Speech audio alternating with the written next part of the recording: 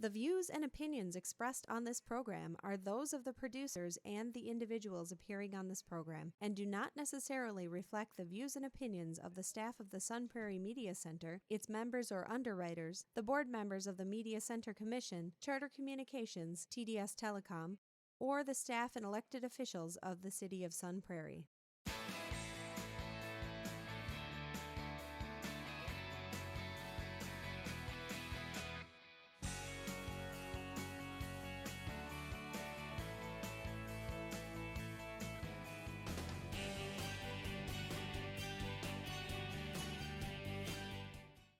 Hello, and welcome to Real Reviews. My name is Jamison Rabbit, and the man seated next to me was a foot model when he was a child. His name is Mike Roth.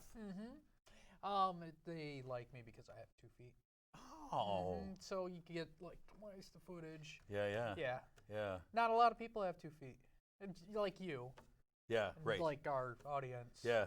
Me, if obvious. But Yeah. not other people, not too much. Ah, man, it's pretty wild. Pretty wild stuff. So, Mike, last week, Yeah. I missed out on the show. It was Yeah. sad. I was heartbroken to watch this show without me. You had the great Jeff Robbins in here. Yeah. Well done. He fills in quite nicely. He does. I was a little nervous in the beginning of the show, but yeah, that's how it goes. Well done, Probably sir. not as nervous as when you're doing it all by yourself. That's a whole different story. But this week, I'm back just in time to talk about a bunch of tremendous movies. Nice. But the first movie I'm going to talk about is our streaming spotlight this week. It is a film that is found on Netflix called The Burial of Kojo from director Sam Blitz Bazawool, a.k.a. he calls himself Blitz the Ambassador, because he's also he's a hip-hop artist. Oh, okay. Blitz the Ambassador. Not an ambassador, though. I don't think he's a real ambassador. Okay. Stars Emma Ababrisi. She is the narrator, Essie. She's this young girl. She's telling the story of her father, Kojo, in poverty-stricken Ghana. And Kojo tells her stories of his life in this village that they live in that are like riddles. And he tells her this shaman has a prophecy that involves this black crow that is hunting a sacred white bird. And this turns out to be very important to the story that we have here. As a young girl, Essie's uncle appears in this village after being away for years and years and tries to convince Kojo to return to the big city with him, says he's got a plan. He's got this plot for Kojo to help him out with some mining. And Essie narrates this thing in this really like wistful manner as she kind of talks about what happens, and you're not quite 100% always sure about what's part of like this prophecy and what's actually happening. And so the story is it's a real strange tale of like anger and jealousy between these brothers and her father's ultimate disappearance, and that's kind of what the story is about. Is he disappears. But if you're watching this, if you saw this trailer at all, what stands out is it's perhaps the most stunning visuals I've seen in a movie in several years. Yeah, the cinematography is unbelievable. I mean, so they use like this upside down tracking that you saw there for a half a second, where everything's upside down. They use that, and it serves as almost like a marker for like different chapters of this story. Okay. And it'll be like this upside down, gorgeous image. You're like, what is this? What does this mean? And I still don't know what a lot of this means, but just crisp, gorgeous visuals. They're just so stunning. They kind of dominate the whole movie. And there's several of these visuals in here that I would love to have as like photographs on my wall as art. I mean, the movie opens with this shot of Kojo on this beach, and in the background is this green VW Beetle just completely engulfed in flames, sitting on the edge of the ocean on this beach, and he's just standing there, and you're like, what's going on? What's happening here? And it's just beautiful. It just the use of colors and how the Blitz the Ambassador here uses these colors. I mean, the colors reflect off people's faces as they're talking. Like it's just all kinds of things. And you know, he uses this dynamic of all the characters kind of slip between using English and using their native tongue, and even when they're speaking in subtitles, half the time I caught myself not even really paying attention to that because the visuals tell such a story that you could probably watch it without even caring about the subtitles because you know what's going on just by what he's presenting to you on screen. It's pretty great. It's tough to look away from, and I really dig it. It was in theaters, and I actually went to go see it in theaters and ended up seeing something else, and then went home and saw that it's on Netflix. Like, well, I'm glad I didn't go to. I would have loved to see it actually on a big screen, but it's right there for your viewing pleasure on Netflix. Hopefully, I'll be able to watch it soon. Maybe go home and it's in 4K, right? It's beautiful. Yeah. Yeah. I don't know. It's 10K. I don't know how many Ks is in it. I think the normal is 4K. Oh, okay, now. fine. Okay, yeah. fair. But you know, by the time you get a new TV, it's going to go up. I don't know. again. Yeah, I watched it on 2 TVs, so I don't know. 8K. I don't know. Yeah, I think that's the next one, isn't it? Yeah, right. But I really, really dug this movie. I was really pleasantly surprised by it. I ended up giving it 4.5 out of 5 stars. Oh wow. Yeah, This I mean is it's one really, of the better films of the year for you. for me, yeah. I mean, just like I said, the cinematography is some of the best I've seen in quite a while, and it carried it a long way. So. Do you think it will have Oscar chops? Probably not. No. Probably not. I don't know. You really got to be something special off Netflix to get recognized these days. Oh, this is the first year that they recognize anything from Netflix. Yeah. They might slip into that mode. It might. Yeah. Absolutely. But yeah, I say check it out if you have your Netflix. So on the marquee, though, sir, what do you have for us? I have the movie I've been looking forward to. I know you have. For a long time, not because I was interested in this movie per se, but I'm really sick and tired of seeing these commercials over and over. But what I'm talking about is finally Breakthrough, directed by Roxanne Dawson. This is based on a true story of a miracle that happened in St. Louis, where a mother, her child, went through the ice, slipped into a coma. His health was deteriorating very quickly. Doctors said he wasn't going to make it. One doctor just kind of followed the lead of this boy's mother, Joyce Smith, played by Chrissy Metz. And they work through a lot of spiritual stuff, and they start recognizing miracles. And if you don't know about this story, it's not really, I'm not really telling anything. The boy they tell you obviously, everything in the trailer. Yeah, the boy obviously survives. Yeah, otherwise it would be a horrible movie. This would be a horrible movie about faith if nothing happens. But as I said, this is a faith movie, so people who are not of the Christian faith, they may not enjoy this movie as much as other people. Right.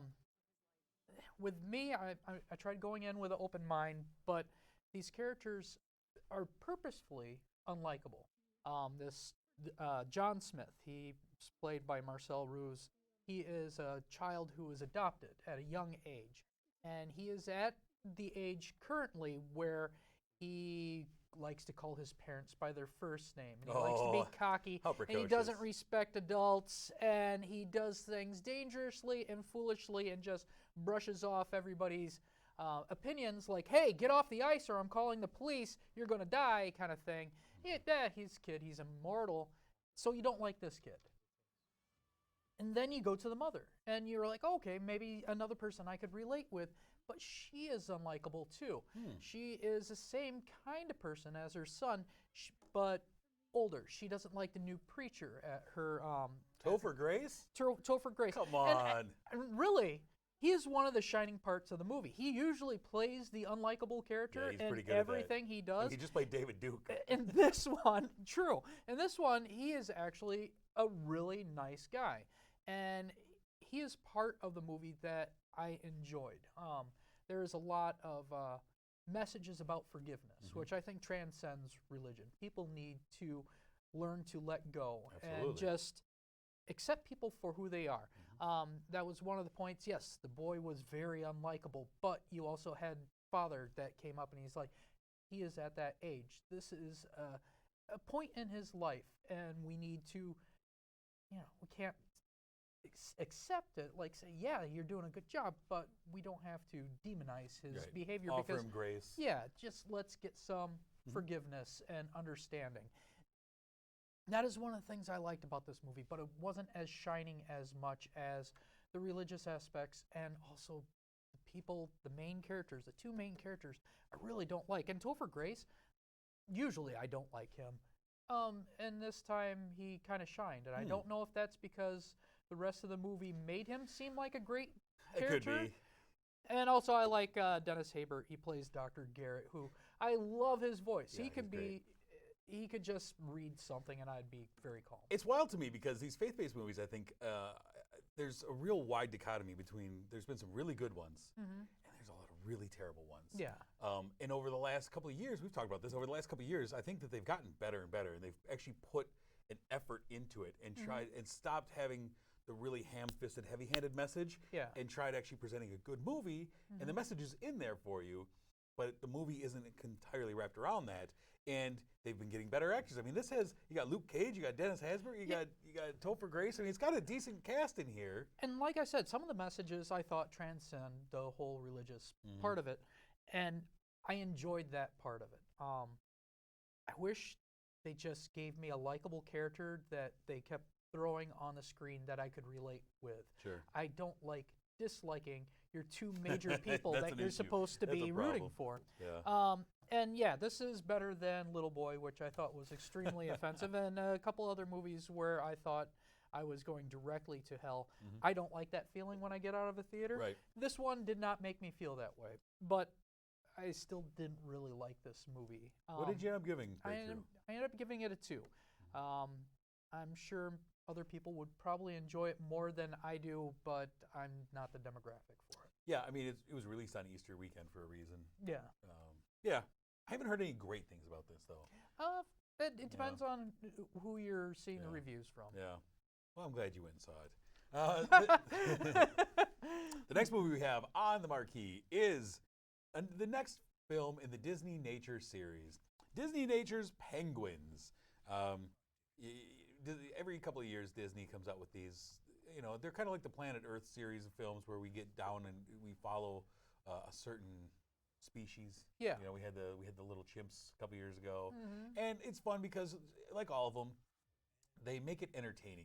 They get a narrator. They try and tell a story. Yeah. And so this one, we have Ed Helms narrating, and we're following what is supposed to be just one penguin, Steve the penguin.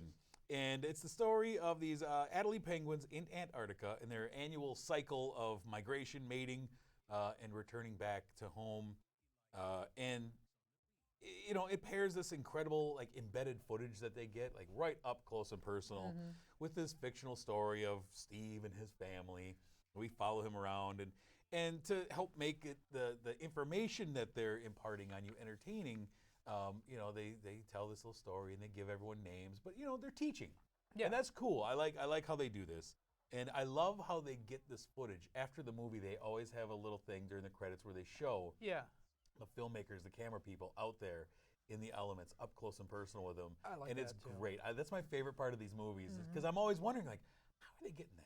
Like how, I mean, yeah, telephoto lens, but I mean, some of these, I mean, you're right there, or, you know, you're under the water with this, and a lot of times, yeah, they're right there. It is easy to forget that you are really not following around Steve, the penguin, and Steve didn't allow you into his life to take a picture. There are people who are painstakingly taking these shots, and they're staying there for days, getting nothing. Out here in just Antarctica. To get, and this is also not a spoiler. It's not Steve every time. Yeah, I know. If you follow, just like follow the feather pattern, or like how dirty he is from shot to shot, like, oh, that's not Steve. But it's what they're doing, and they're making it fun. And this is aimed at a younger audience than you and I. Exactly. I took my 6-year-old daughter, and she absolutely loved it. All I kept hearing next to me was, "Oh, they're so cute! They're so cute!" And you know, baby penguins are born, and they're adorable. And thankfully, she fell asleep before the birds that are a menace to these baby penguins trying to eat baby penguins. Before they showed up, she fell asleep, thankfully, because if you ask me, birds are always a menace. Well, they're kind of aqua birds. They're not really birds. I'm sure the other birds really kind of make fun of the penguin world. These are all enjoyable. I mean, what did you think of this one? Okay, so I love the shots. I really love how they get into nature, and I love how they're educating. But the one thing that sets this different from everything else is the one thing I really don't care for, and that is giving a story. And I understand that makes it... That's their shtick. Yeah, that's their shtick. That makes it more palatable for the younger crowd. And you get so much education. I I'm a fuddy-duddy. I want the continuous education. I want the animals to be not humanized, but for us to understand that animals are different from humans. Yeah. And then these, even though they're giving you the education, they're also telling you, hey, these things are humans. Yeah, you're kind of anthropomorphizing animals. Wow, that was a word. Yeah, good job. And, you know, I don't think I learned anything new watching this. I didn't already know from watching other, like, you know, Planet Earth style documentaries. But I think they do a solid job of teaching children things. It's kind of an introductory course into it. And, like, you know, you watch this and all of a sudden you're like, wow, I'm into penguins. I want to find out more. And they do a good job of making the Earth feel big and small at the same time. You're like, wow, look at what's going on over there. And then, like, yeah, we're intimate with this thing. I don't think these documentaries are changing the world in any way. In a way, I feel like it kind of does. Because kids are not like, oh, I want to see Blue Planet. Yeah. They want to see this. Yeah. And, yeah, I don't really appreciate that much Steve mentioning so many times how many times he barfs in his children's mouth. But I get it. If I was 7 or 8, I would laugh my butt off. Absolutely. And forever, I'd probably love penguins. And I'd research penguins probably at an older age just because of that love that they instilled in me at a young age. So I in that think way, it's the whole purpose of it. Yeah, and in that way, I feel like it changes the world. But as an adult, I want the more education part. Sure. Yeah. Yeah, absolutely. But there's other shows like that for me. There's lots of them. What did you end up giving Penguins? I give it a 3. And also, people who go out and see this for the first week, kudos for you because it'll be gone. It's going to be gone soon, and during the first week, a lot of the proceeds go to nature causes. Yep. So absolutely. Yeah, I agree. I give it 3 out of 5. It's fun. It's entertaining. Yeah. It's good. It's worth taking the kids to. Yeah, you know, it's definitely something you should absolutely take to the little ones if they're interested in nature at all. I agree. All right, the last movie we have on the marquee, sir. What do we have? All right, this one was actually in a little bit of a surprise for me because I didn't know it was part of the Conjuring universe. They d't know it was either when they started making it. And we'll talk about that as we get into it. All right, cool. I want to know more about this. Yeah. This is the Curse of La Llorona. I'm saying it wrong. The 2 L's, we all know. We're not supposed to go, oh. But directed by Michael Chavez, Linda Cardini. She plays Anna Tate Garcia. She is a social worker. Yeah. She's back also in the 70s here. Yeah, and she's also a recently widowed person. She has 2 children, and life is hectic for her. She ends up getting into a situation where she was supposed to bring in a police officer, but she's like, nope. I know this woman. If you come in, everything's going to go wrong. She's going to clam up. We want this to go smoothly. It's about the children. And unfortunately, she got herself in a situation where she was cursed. She unleashed the curse. She unleashed a curse of La Llorona. Yep, we're going to keep on messing that up. You guys giggle at home. She defied all of the things telling her not to open a door that holds a curse. And after that, this we'll call it a demon, starts to come after the kids. Now the background of La Llorona is she back in the 1800s. She was enraged with jealousy. She ended up killing her own kids, drowning her own children. And once she realized what she did, she ended up committing suicide. She was forsaken by God, and therefore she haunts the earth looking for children to replace the children she took. Right. After the social worker really ticked off that mom by going in, she got cursed, and now the demon is after her children. Now, there's some excellent shots in this. It's mostly jump scares, but I really liked how they pieced together some of these jump scares. It's very rare that you see daylight horror movies.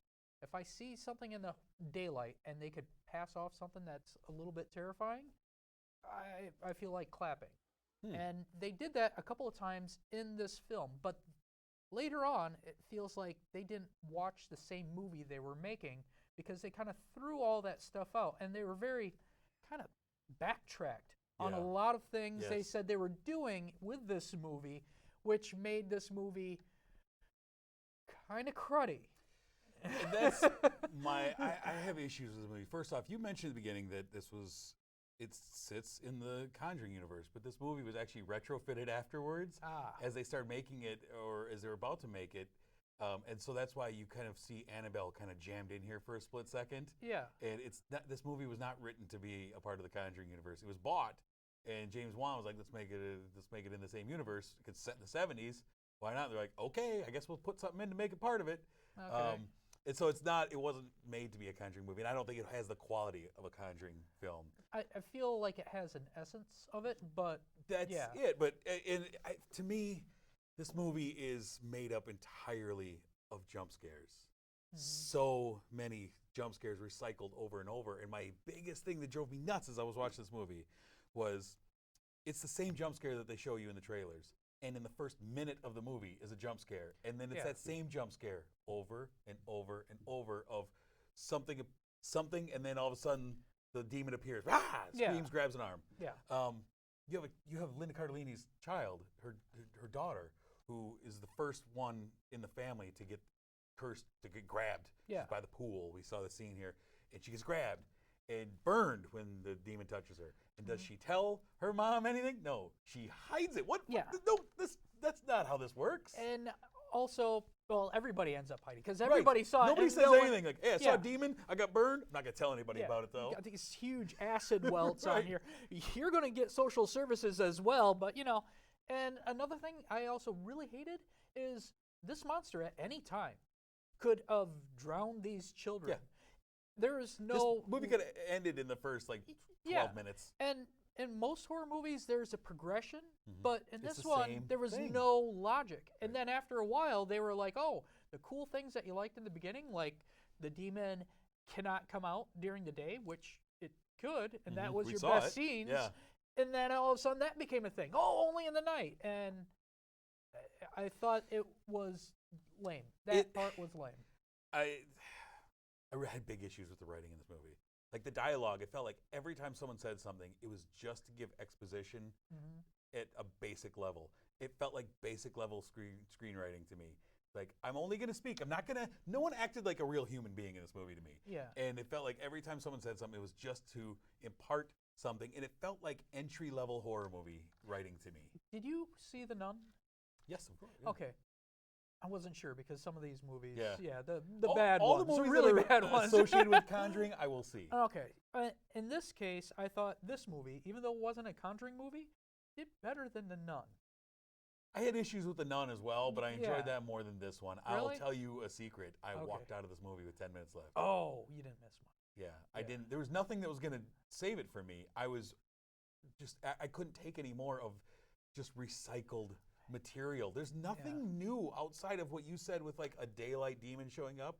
It felt like there was nothing new in this movie that I haven't seen done better previously, and it was really irritating me. And not to spoil my score, but most of my score was given because of those daylight scenes. And for, I think, the first act, I really enjoyed. I thought it was building up to something, and then second act, Before the it demon really wobbled, got moving? and then the third one, I was just like, wow. Yeah, this it just this really- unraveled even more. Yeah, it Yeah. just progressively got worse.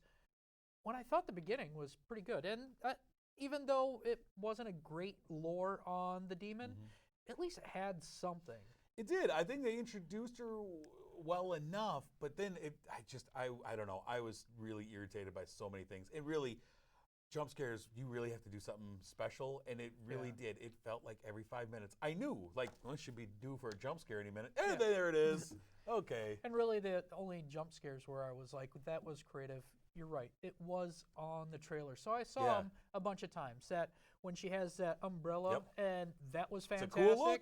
And when the demon comes through the window in the the drapery, and you knew it wasn't there, and then boom, it was there. The way they presented that, I thought was fantastic. The rest of it, it blends into Same old, everything same old. else I saw. Yeah.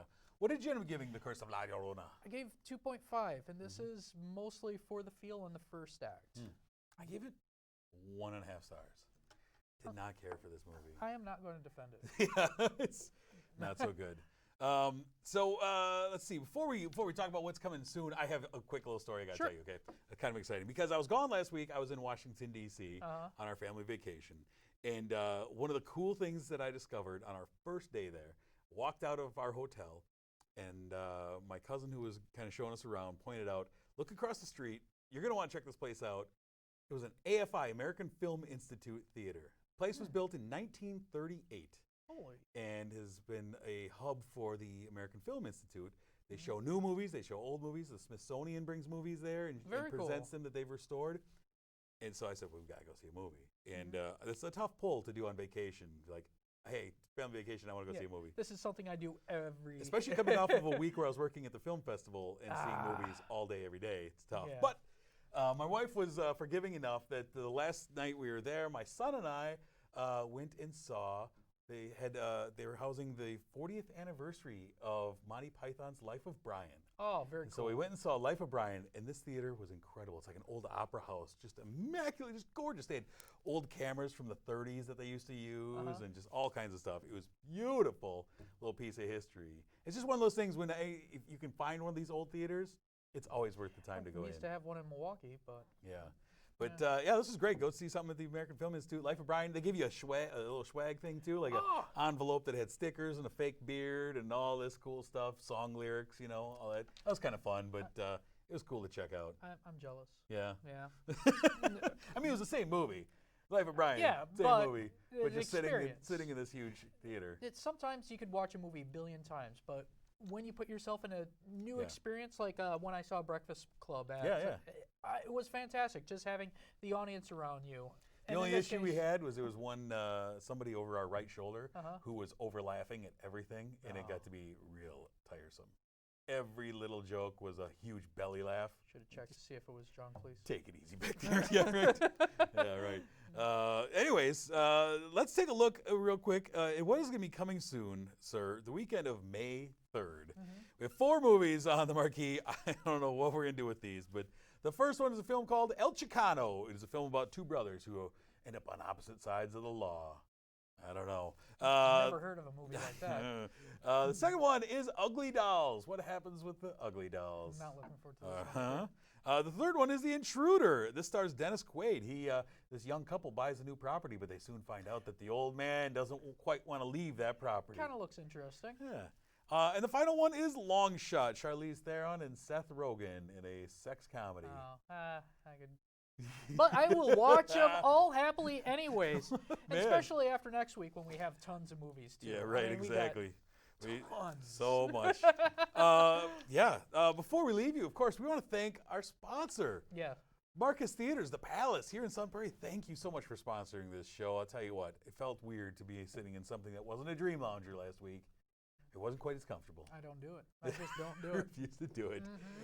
This is a great week to go out to your Marcus Theater and check out the movies if you can get a ticket, because this week is Avengers Endgame as we're talking right now. And we already know we have our tickets. When you sing it? Maybe tonight. All right. Maybe tomorrow. Maybe. What? You don't have your tickets? Day after tomorrow. Maybe in 3 days as well. I might see it a bunch of times. Good luck. I will see it tomorrow at 10:15. I've got plans. Oh, and by the way, all the employees over at Marcus Theaters, I absolutely love them. I lost my keys. Yeah? I couldn't. I saw 2 movies at the same time, Penguins. And at the same time? Wow, you're talented. Well, at the same day. And I couldn't find my keys. And they really helped me out. And they found my keys. It took a while, but I'm really glad everybody there is super awesome. Big shout out from Mike. Big love from us. So anyways, thank you, Marcus, for sponsoring the show. If you want to find more from us, you can find us on Facebook and Twitter with Real Reviews TV, at Real Reviews TV. You can find our show on sunprairiemediacenter.com and as well as on YouTube by searching for Real Reviews K-Sun. Next week, sir, we're going to be talking about Avengers Endgame. That's it. And we'll find some other things to talk about, I guarantee it. I got some Film Fest movies I might throw in there because there was some wild ones there. But that's going to be our show for next week. But until we meet again, I'm Jamison. I'm Mike Roth. Thanks for watching.